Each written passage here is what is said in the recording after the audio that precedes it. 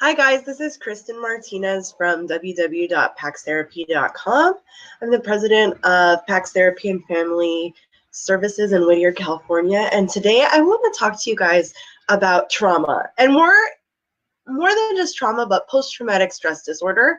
And I want to answer a lot of questions that you might have in this video, so it is a little bit longer of a video, but I'm hoping that you can really learn something interesting or new or about yourself while we are going through it. So I want to first talk about what is post-traumatic stress disorder. So there's a lot of areas underneath post-traumatic stress disorder, and a lot of the times we just think about a war veteran coming back from war, flipping over tables, flipping out at the fireworks, and we think, oh, that's post-traumatic stress disorder, which it is absolutely a particular experience of post-traumatic stress disorder, but it's not the only experience of a post-traumatic stress disorder. And a lot of times you'll hear me say PTSD, post-traumatic stress disorder, and trauma response, and I use those interchangeably. A lot of people, we don't always want to say like post-traumatic stress disorder is like a label, and really the more research that comes out, the more broader understanding is of trauma responsiveness. What do we do when we have a traumatic event, and really what is PTSD from a mental health standpoint, from a biological standpoint, from a physical health standpoint. So some of these things I'll get to talk about during this video, during this live. So what is post-traumatic stress disorder? I'm going to go over a bunch of different areas, and within them hold some information. So I'm going to talk about little t trauma versus big T trauma, which is not a way I usually like to talk about trauma, but it is a way that a lot of people talk about trauma. So some people say there's two kinds of trauma. There's little t trauma, which is like bullying or people gossiping about you. And then there's big T trauma, like getting in a big car accident or getting raped. And I don't think that is a very like descriptive way of talking about trauma. I'd say it's like an oversimplification. So I want to talk to you a little bit more and educate you a little bit on all the different types of trauma that come into play for people. So we'll start with acute trauma. So acute trauma is like a one-time event. Something terrible happens one time in your life. Like you get in a bad car accident, or it doesn't even have to be a bad car accident, to be honest. It could be just a car accident. It could be a death in the family. So that would be something like an acute trauma. And I want you to think about something called chronic trauma. Now, this is like a persistent trauma. So think of poverty. It's something that it's not one time, it's lived constantly, right? It's just like a state of being, a traumatic state of being. So poverty, or growing up without a father or a mother or something like that, or living with chronic illness, you have something called chronic trauma, something that's kind of always there with an increased level of toxic stress. So the next thing I want to talk about is something called complex trauma, which really, one, is I think, the most common kind of trauma, and two, some of the types of trauma that cause the most long-term effects. So complex trauma is a series of acute, chronic, and pervasive trauma events that happen to a person. So for example, you could be living with a chronic illness and then be molested and then have a car accident, and et cetera, et cetera. So it's this idea, and it doesn't have to be all three categories. It just has to be like repeated trauma over and over, like layers of them. And which we'll get to, like how many people have this, what does it really look like, et cetera, et cetera. So those are like some of the big categories or experiences of trauma. Then, of course, you have some lesser known things of how trauma can come into play, like prenatal trauma, birth trauma, childhood trauma, and then, a really big one that nobody really is talking about is something called transgenerational trauma. And we know that genetically, biologically, physically, mentally, there is a transmission of trauma for up to 3 generations.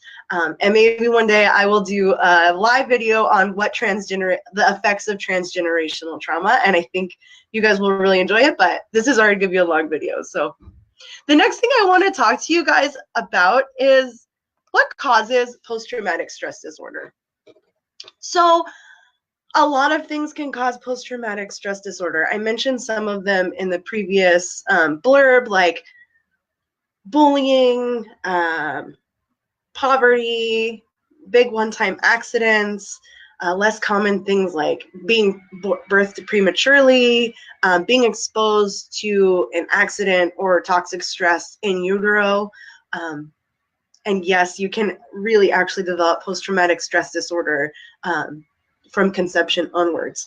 So it's really important to look at all the different ways people are affected by their surroundings. Now, a lot of people are like, well, this affects this person this way and this person another way, and that's totally true. But we need to recognize that certain events, the first time they take place, are alarming. You know, and just because somebody is used to it or desensitized to the trauma does not mean that post-traumatic stress disorder is not at play. And it does not mean that the trauma responses are not there.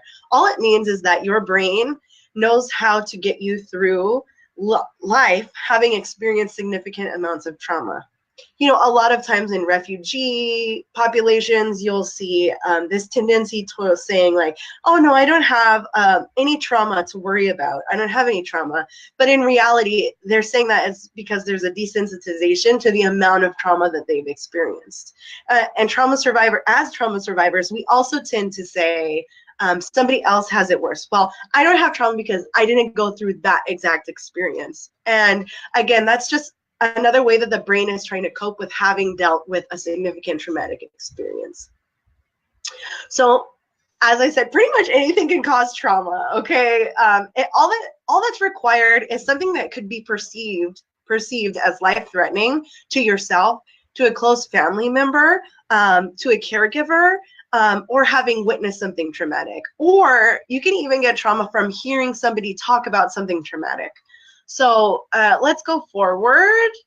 So you're thinking, okay, well, all of this trauma, it sounds like everything's trauma. I want to talk about, you know, how many people suffer from trauma. And I want to preface that by talking about a study that was done between a shared study that was done between the Center for Disease Control and Kaiser Permanente.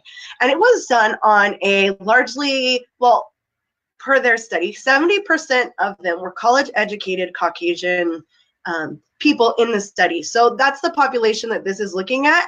And really, many other studies have now been done that can generalize this result.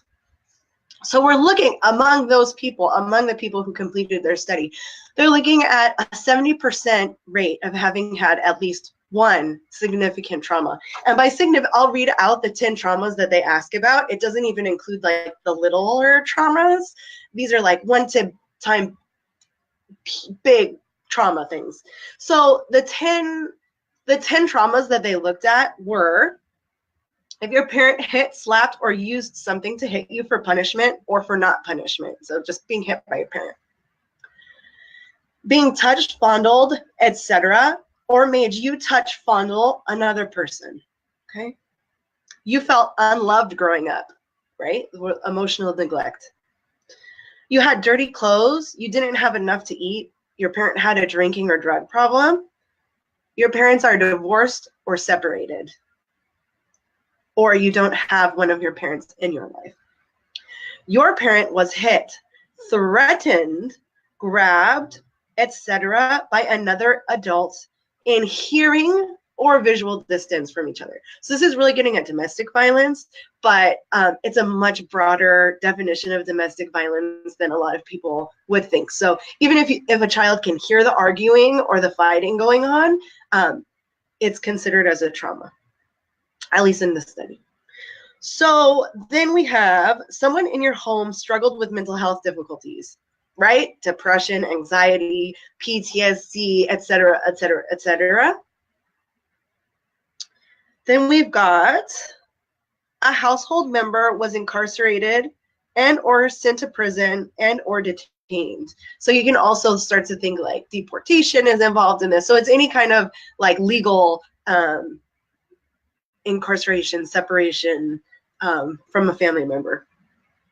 So what they looked at these 10 things, and obviously people have experienced one of them or more than one of them, and So 70% of the college-educated population that they looked at had at least one of these things. Okay, so we'll get into like how many, you know, what does that mean? What does it mean if you have more than one of them, et cetera, right? So we'll get into that.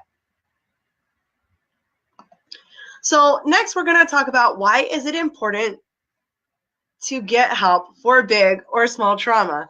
So in this study, they found that trauma, the effects of trauma are dosed, right? So what that means is that with every trauma instance that you have, so every time you experience this, 1, 2, 3, 4, etc., it increased your risk for significant health problems. So right now, there's over 40 physical risk factors that have been studied through this study that have been directly related with high correlations and high, like, if you've got more than 4 traumas, you are way more likely to have a whole lot of physical health problems, which includes autoimmune disorders like lupus, multiple sclerosis, scleroderma, fibromyalgia.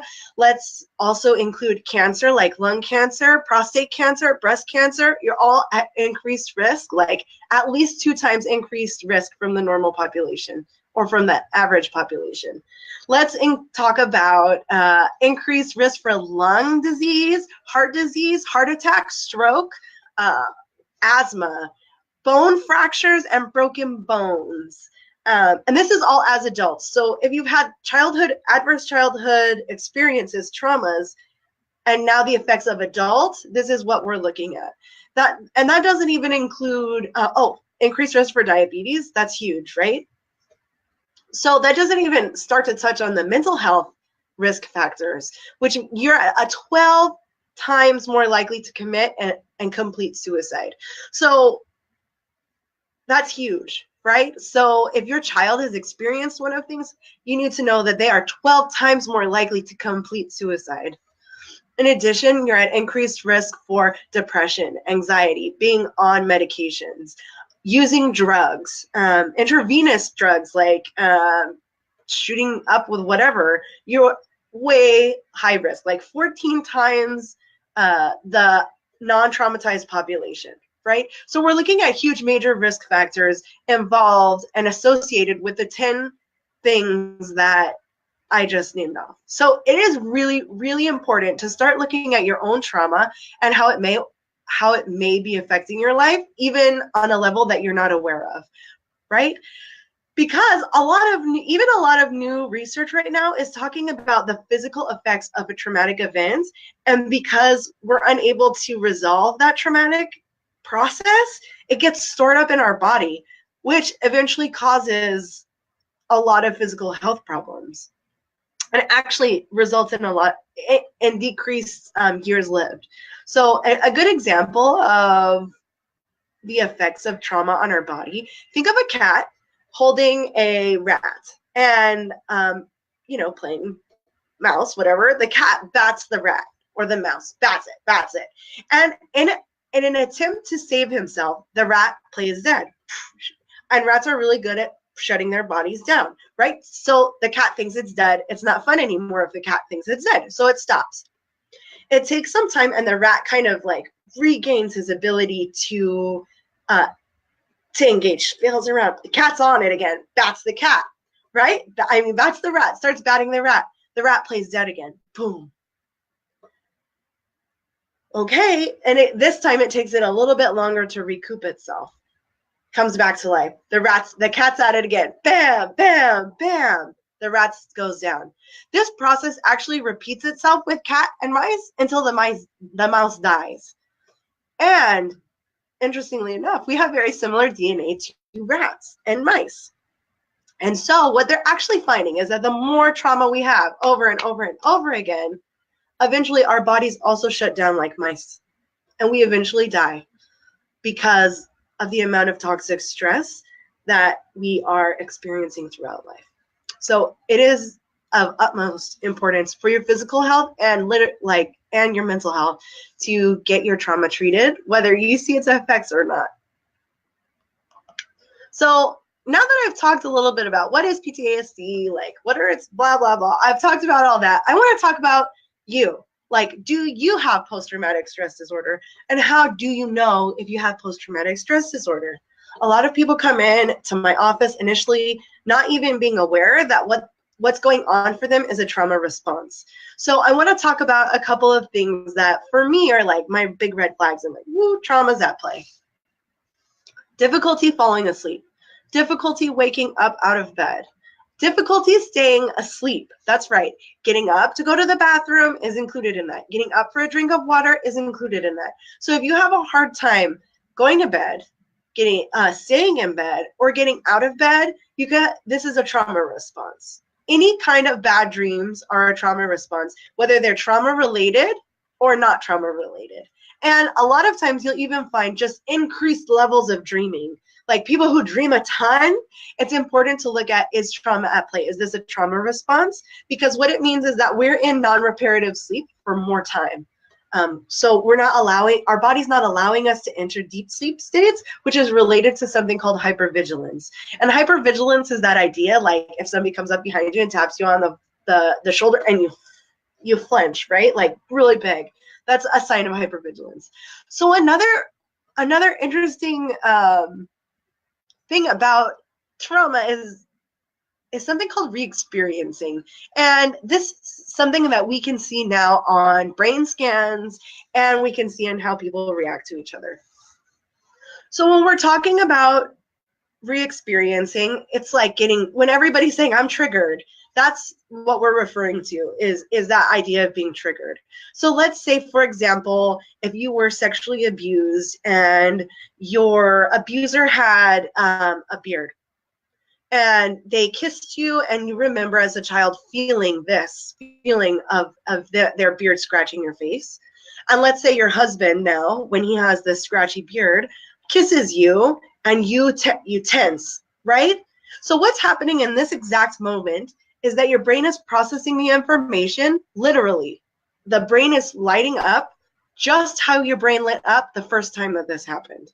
So when we're talking about re-experiencing, it's not only that physical response of, oh my God, this is happening again, but it's also a neurological response where your brain is literally lighting up just like it did the first time it happened. So another thing I mentioned was hypervigilance. And hypervigilance is that in the nighttime, I know I personally struggle with this, like in the nighttime, you can hear anything.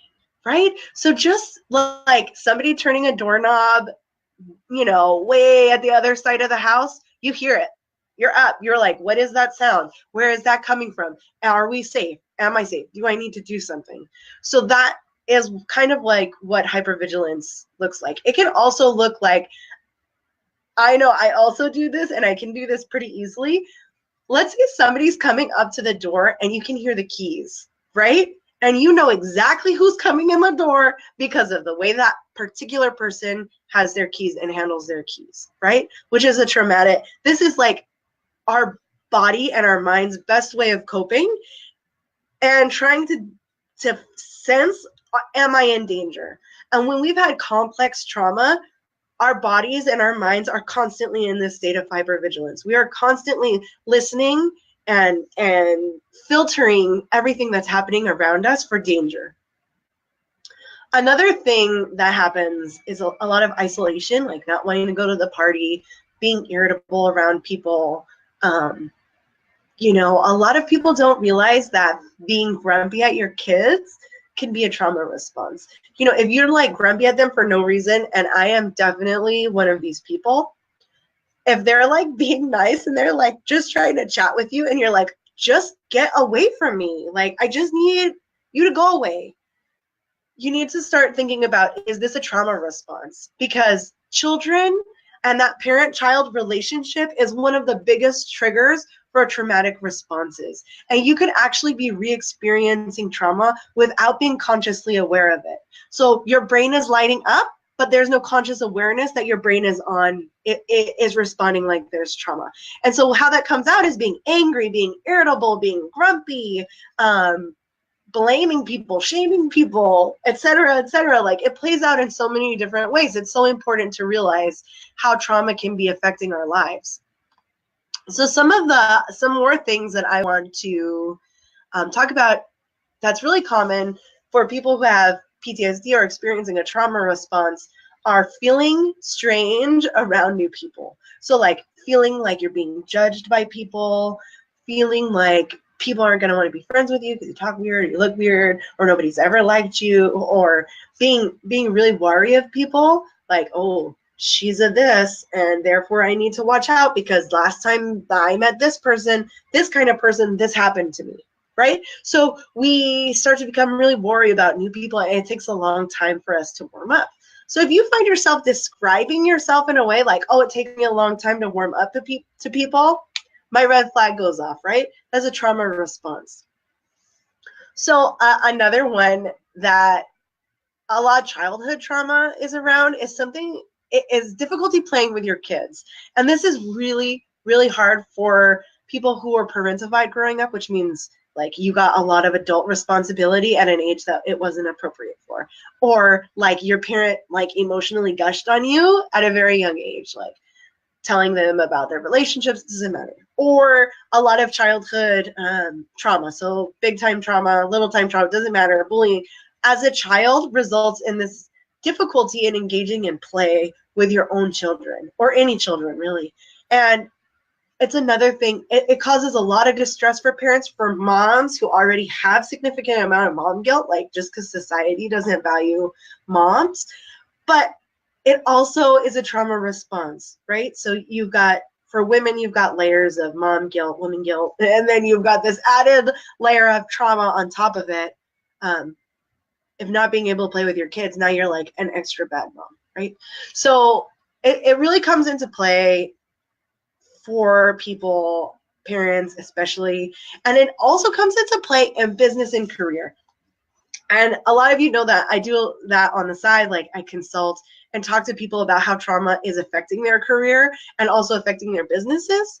But I really want to talk about this idea of feeling like an imposter, because it plays out for everyone. Like, I'm not really good at my job. I can't do this. People think I'm dumb. People who, I sit back because my opinion's not really valid. It doesn't really, like, nobody's going to listen to me. It's not important. These are all trauma-related responses that we need to be aware of, because it's literally holding us back. It's literally keeping us from meeting goals. It's literally keeping us from getting to where we want in our careers. So it's just another reason of why I do what I do and why it's important to address trauma. So after I've like laid down all of this framework, what is trauma? What does it look like? A lot of you watching or who are watching are like, well, now what? What do I do? And I'd like to say there's like a self-help something that can really help you transition out of trauma and into more healthy living or living without the effects of trauma. And there are definitely techniques and interventions that can be done at home. However, going through trauma is an extremely delicate process. When it goes too fast, it breaks, okay? And you find re-traumatization and not being able to get out of it. And if you're doing it on your own, it will be extra hard to get out of it, because there's not that layer of somebody, there's not somebody pulling you out of it. There's not somebody directing you. There's not an expert who knows what trauma looks like and knows what the healing process looks like. So I always say what you should do is find a professional. You need to find a therapist who specializes in trauma, not any therapist. I'm talking about a therapist who specializes in trauma. And if you want to go even further, a therapist who specializes in your particular kind of trauma. Like if you have sexual abuse, seeking out a therapist who specializes in that, because they know what it looks like. They know what the healing process looks like. They know how to get you out of the rut if you get into one. Really important. And it's also good to know that there's a lot of things about ourselves that we don't like, and a lot of personality traits that people kind of chalk, well, that's just me, that's just her, that's just whatever. And in actuality, when you heal from trauma, those personality traits, they naturally disappear. And they disappear because when we have complex trauma, when we have these traumatic experiences, our body is literally stuck in fight, flight, freeze mode. And so we're doing, our mind and our brain and our body is doing everything to protect itself to keep us safe from this traumatic thing happening again. And so you'll find after you get help for trauma, for healing trauma, these symptoms, these personality traits, they slowly start to change. And it's because you don't have to hide it anymore. You can start to experience the world in a different way. And literally, healing from trauma makes the colors outside look different. This is gonna get mushy. It makes the colors outside get different. It makes your relationships feel more full. I mean, it's life-changing. I know from personal experience and from client experiences, you start to live life in a whole different way. So I also want to say, if you're in the LA, Orange County area, California, I have a group practice here in Whittier, PAX Therapy and Family Services. We specialize in working with people who have relationship trauma. So like, you grew up with an abusive parent or an abusive home, or with a difficult parent. I like to say you might not perceive them as abusive, but like a difficult growing up situation. I specialize in working with women who have been sexually abused and assaulted. And we also work with relationships, because trauma will definitely affect your marriage, your child, your whatever relationships. And so that's what we do. Always feel free. You can always reach out to us if you're in the area and you're looking for an expert. Everybody is either under my supervision, and I am definitely an expert in this area, or is an expert in their area. So our attachment person is an expert in that. Our marriage person, an expert in that. Our child therapist is an expert working with children and parents. So always feel free. You can always reach out to us. Also, if you don't live in our area or it's a little bit too far from you, you can always reach out. We can connect you with somebody we know and trust to be a good provider in an area near you. So good luck. I hope this was informative. And if you're feeling overwhelmed, please don't feel overwhelmed. Just reach out for help. And you can look at the self-help stuff out there. But again, I always recommend going through it with a professional. So again, this was Kristen Martinez from www.paxtherapy.com, PAX Therapy and Family Services Incorporated. Thank you.